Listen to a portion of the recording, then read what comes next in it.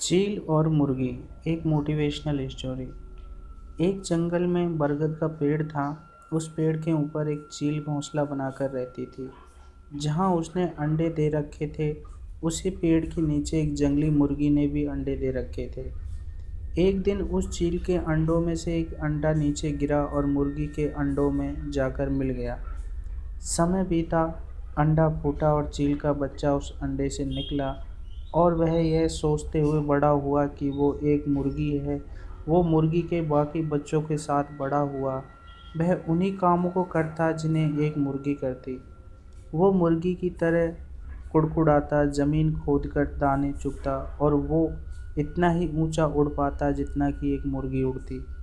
एक दिन उसने आसमान में एक चील को देखा जो बड़ी शान से उड़ रही थी। उसने अपनी मुर्गी माँ से पूछा कि उस चिड़िया का क्या नाम है जो इतना ऊंचा शान से उड़ रही है।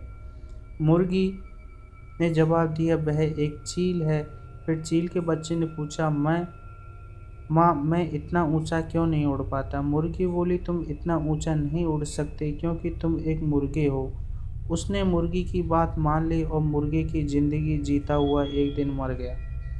कहानी से ये सीख मिलती है दोस्तों कि जो भी हम सोचते हैं या कुछ नया करने की कोशिश करते हैं तो दूसरे हमें यह कहकर रोकते हैं कि तुम ऐसा नहीं कर सकते, ऐसा नहीं हो सकता है, और हम अपना इरादा यह सोचकर बदल लेते हैं कि वाकई मैं ये नहीं कर सकता और हम हार मान लेते हैं। इसका मुख्य कारण है कि हम अपने ऊपर भरोसा नहीं होना, अपनी शक्तियों पर भरोसा नहीं होना, अपने काम पर भरोसा नहीं होना।